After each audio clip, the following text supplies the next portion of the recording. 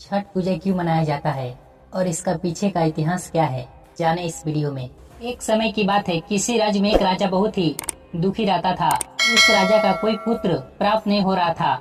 इसी वजह से वो बहुत ही उदास और दुखी रहता था। उसे किसी ने सलाह दी कि एक महर्षि है जो आपकी समस्या का हल कर सकते हैं। राजा ने उन्हें बुलाने का आदेश दिया कि महर्षि को हमारे महल में लेकर आए। राजा ने उन्हें अपने महल में बैठने का आदेश दिया और राजा ने अपना सारा दुख महर्षि को कह सुनाया। महर्षि कश्यप ने उन्हें पुत्रेष्टि यज्ञ करने का सुझाव दिया, जिससे उन्हें संतान प्राप्त का आशीर्वाद मिल सके।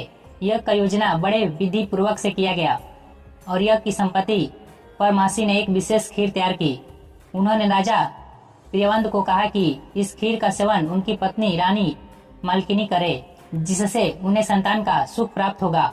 यह खीर आशंकाओं का प्रतीक बन चुकी थी और राजा रानी ने पूरी श्रद्धा से इसे ग्रहण किया।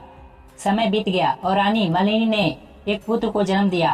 पूरे राज्य में खुशी का माहौल था, लेकिन यह दुखी क्षणिक साबित हुई क्योंकि नवजात शिशु मृत पैदा हुआ था।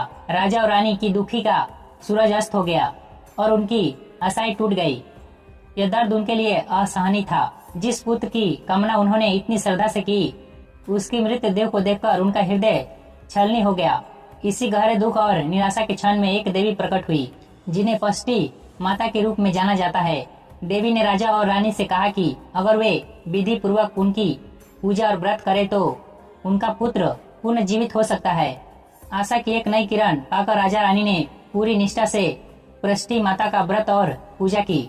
उनकी प्रार्थना और आस्था के बल पर पृष्टि माता ने कृपा की और उनके मृत पुत्र में प्राण का संचार हुआ। वह पुनः जीवित हो उठा।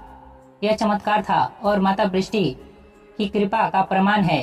तभी राजा शिवन ने यह संकल्प लिया कि हर वर्ष इस व्रत को करेंगे और माता पृष्टि की आराधना करेंगे।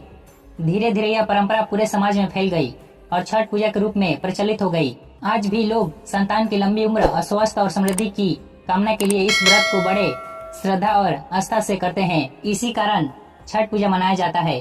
कमेंट बॉक्स में जय हो छठी माई जरूर लिखें।